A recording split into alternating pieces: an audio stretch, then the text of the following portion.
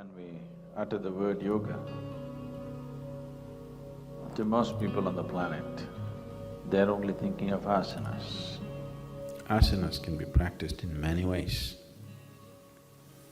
Just simply physically, with breath, with awareness of sensations, with awareness of reverberations, with awareness of the nadis, with appropriate mantras. Like this, there are various levels of doing that. You can do asana just sitting here, you can do all the 84 asanas, not moving a limb. That is also possible. So Hatha Yoga is on many different levels. It depends on the type of person that one is, the type of physiological, psychological and energy structure that you have. But for everybody, doing a certain level of asanas definitely makes the system more malleable, easy to move.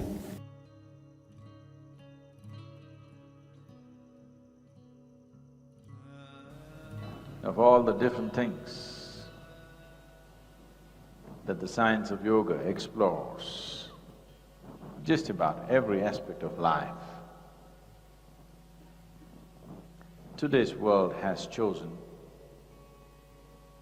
to represent yoga with only the physical aspect of yoga. The whole journey of the modern world is just this, from deeper dimensions, from the spirit to body. That is the transition the world is making. That is exactly what we want to reverse. We want human beings to make their journey, start with the body but move towards your inner nature. There's a beautiful story, there's a beautiful incident which occurred in Allama Mahaprabhu's life. There was another yogi, he invested heavily in physical yoga. And they say he built a body which was stronger than steel.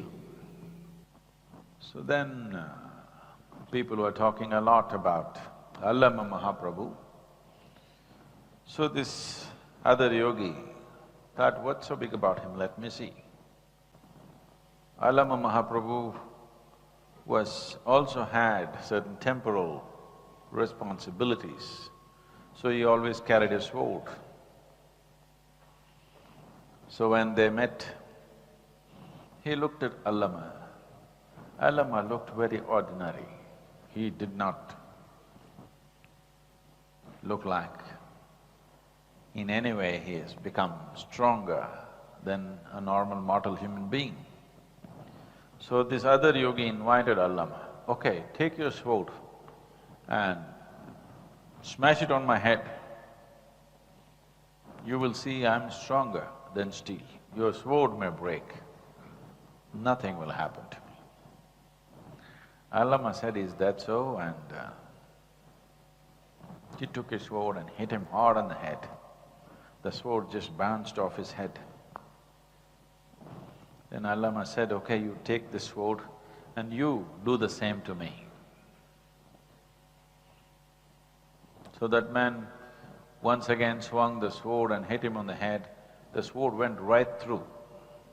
Without leaving a mark, it just went through it without any resistance, just like it passes through air, it just passed through his body. So then he asked, what is this kind of yoga? He asked.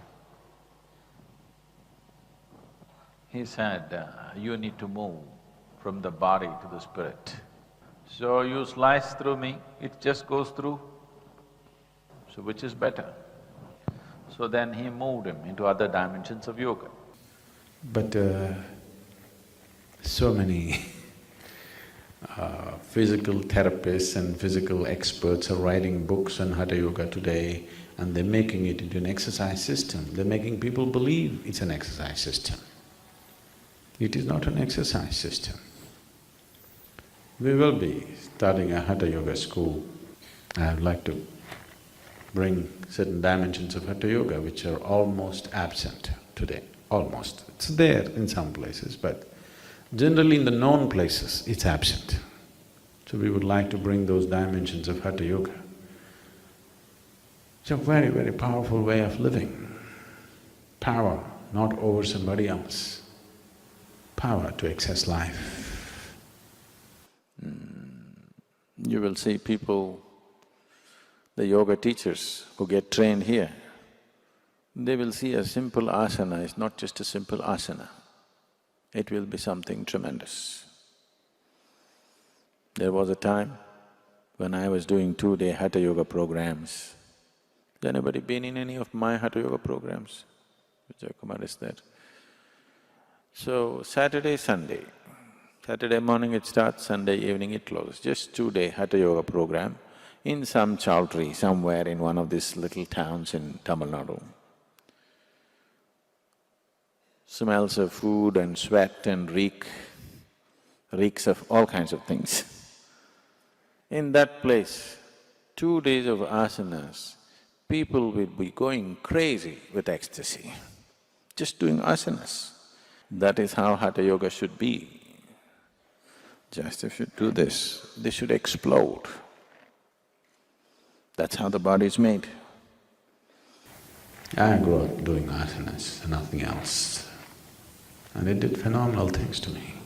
It's still continuing to do, because whatever the physical exertion, there's another dimension of your body which holds good always. All your muscle may be gone with exertion, but you just give it some time. Without any sleep, without any rest, still your physiological system recovers simply because your energy is kept at a certain way. There are various aspects to it, but Hatha Yoga is definitely one important aspect of that.